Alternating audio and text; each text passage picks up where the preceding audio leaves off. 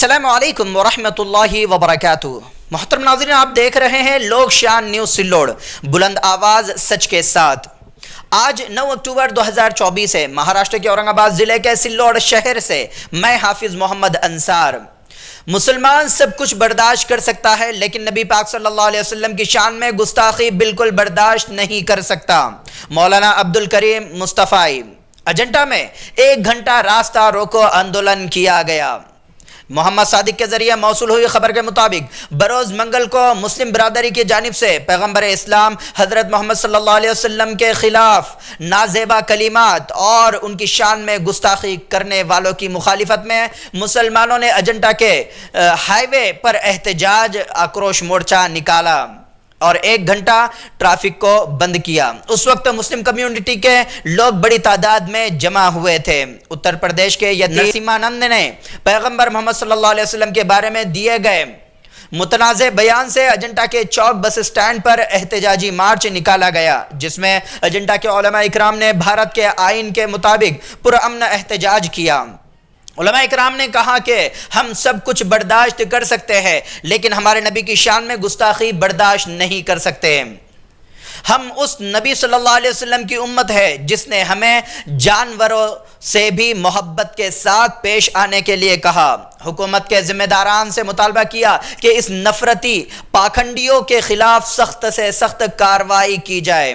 مسلم community احتجاج میں supreme court of India اور حکومت سے گستاخ رسول یتی نرسمہانند کو سزائے موت دینے کی اپیل و مطالبہ کر رہی ہے۔ اشتعال انگیز تقاریر کر کے اس نے کروڑوں مسلمانوں کے جذبات کو ٹھیس پہنچائی ہے۔ اگر اس بار اسے سزا نہ دی گئی تو یہ ہندوستانی نظام کو درہم برہم کرنے والا اور عدل و انصاف کا گلا گھونٹنے کا قصوروار ہوگا۔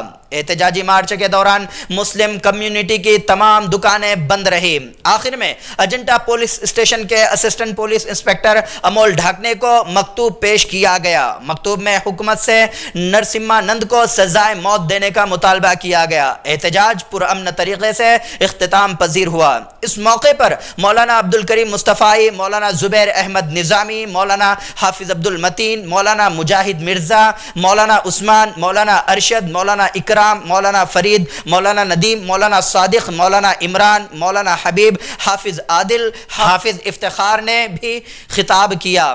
حافظ عامر، حافظ صدام اور تمام علماء اکرام و ساکنان کثیر تعداد میں شرکت کی۔ اس دوران اجنٹا تھانے کے اسسٹنٹ پولیس انسپکٹر امول ڈھاکنے کی رہنمائی میں فوجدار دھمدیپ کاکڑے، فوجدار گنیش کالے، فوجدار وکاس چودھری، وکاس لوکھنڈے وغیرہ نے چوک میں سخت حفاظتی انتظامات کیے تھے۔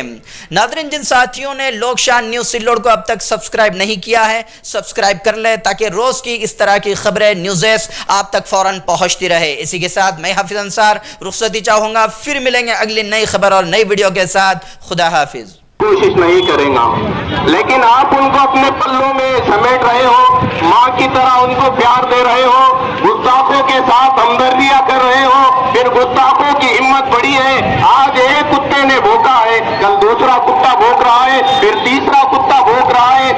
دیر خود کے انسان کہہ رہے ہیں کہ ہم مسجدوں میں آ کے تمہیں ماریں گے۔ ارے یہ حد ہو گئی، ہر حد ہو گئی ہے۔ مسلمانوں کو کچرا سمجھ کے رکھا ہے۔ اس کی ماں نے دودھ پلائی ہے تو مارو ہمیں مسجد میں آ کر۔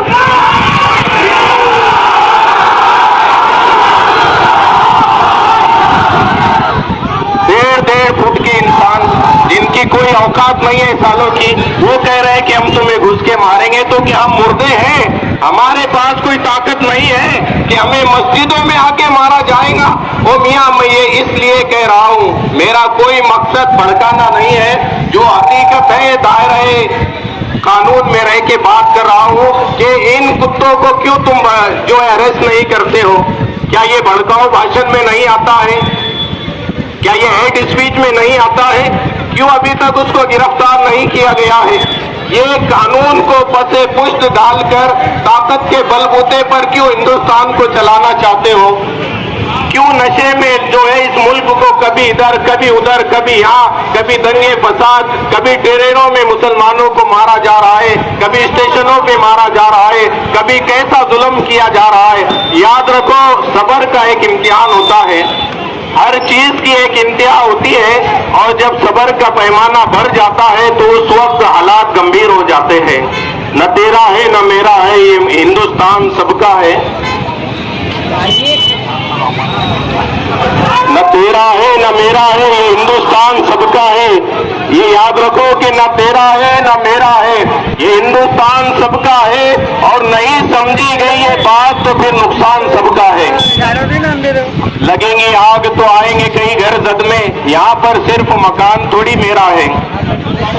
تو یہ بات یاد رکھیں، جس طرح آپ امن سلامتی کے ساتھ یہاں پر آئے ہیں، سکون کے ساتھ آئے ہیں. یار ہم نے کب بے امنی کی ہے، کب ہم نے ماحول خراب کیا ہے؟ ہمارے نبی نے ہمیں یہ تعلیم نہیں دی ہے. ہمیں تو جانوروں کے ساتھ بھی ہمدردی سکھائی گئی ہے.